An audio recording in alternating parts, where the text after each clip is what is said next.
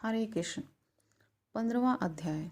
श्री भगवान बोले, आदि पुरुष परमेश्वर रूप मूल वाले और ब्रह्म रूप मुख्य शाखा वाले, जिस संसार रूप पीपल के वृक्ष को अविनाशी कहते हैं तथा वेद जिसके पत्ते कहे गए हैं, उस संसार रूप वृक्ष को जो पुरुष मूल सहित तत्व से जानता है, वह वेद के तात्पर्य को जानने वाला है।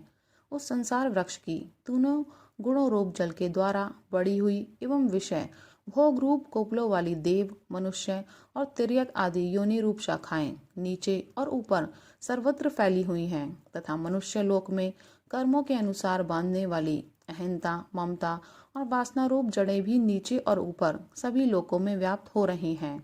इस संसार वृक्ष का स्वरूप जैसा कहा है वैसा यहाँ विचार काल में नहीं पाया जाता, क्योंकि ना तो इसका आदि है और ना अंत है तथा ना इसकी अच्छी प्रकार से स्थिति ही है।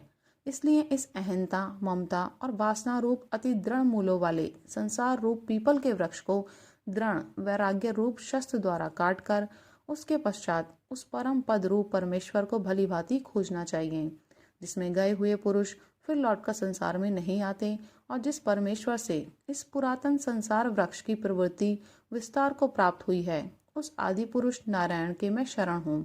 इस प्रकार दृढ़ निश्चय करके उस परमेश्वर का मनन और निधि ध्यासन करना चाहिए, जिसका मान और मोह नष्ट हो गया है, जिन्होंने आसक्ति रूप दोष को जीत लिया है, जिनकी परमात्मा के स्वरूप में नित्य स्थिति है और जिनकी कामनाएं पूर्ण रूप से नष्ट हो गई हैं, वे सुख दुख नामक द्वंद्वों से विमुक्त ज्ञानी जन उस अविनाशी परम पद को प्राप्त होते हैं।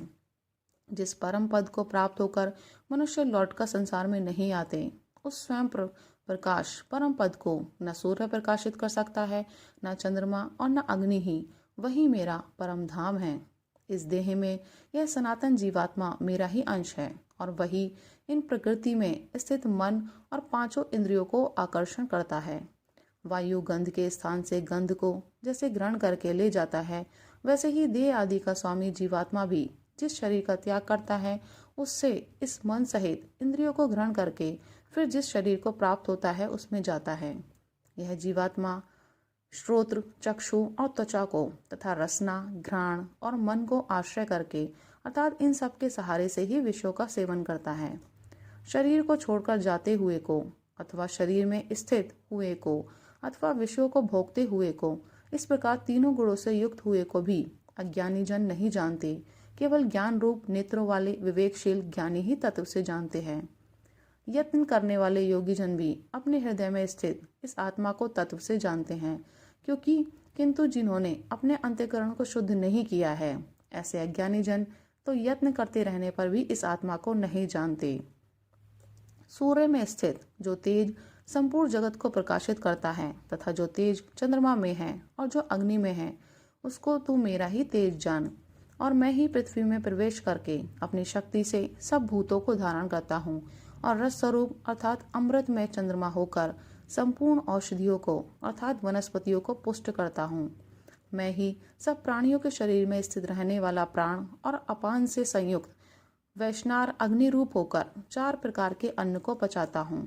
मैं ही सब प्राणियों के हृदय में अंतर्यामी रूप से स्थित हूँ तथा मुझसे ही स्मृति, ज्ञान और अपोहन होता है और सब वेदों द्वारा मैं ही जानने के योग्य हूँ तथा वेदांत का कर्ता और वेदों को जानने वाला भी मैं ही हूँ। इस संसार में नाशवान और अविनाशी भी ये 2 प्रकार के पुरुष हैं। इनमें संपूर्ण भूत प्राणियों के शरीर तो नाशवान और जीवात्मा अविनाशी कहा जाता है।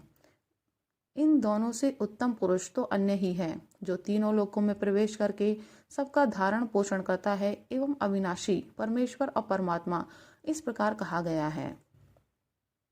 क्योंकि मैं नाशवान जड़ वर्ग क्षेत्र से तो सर्वथा अतीत हूँ और अविनाशी जीवात्मा से भी उत्तम हूँ, इसलिए लोक में और वेद में भी पुरुषोत्तम नाम से प्रसिद्ध हूँ।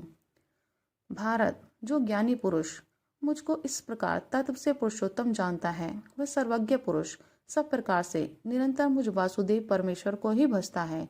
हे निष्पाप अर्जुन, इस प्रकार यह अति रहस्य युक्त गोपनीय शास्त्र मेरे द्वारा कहा गया।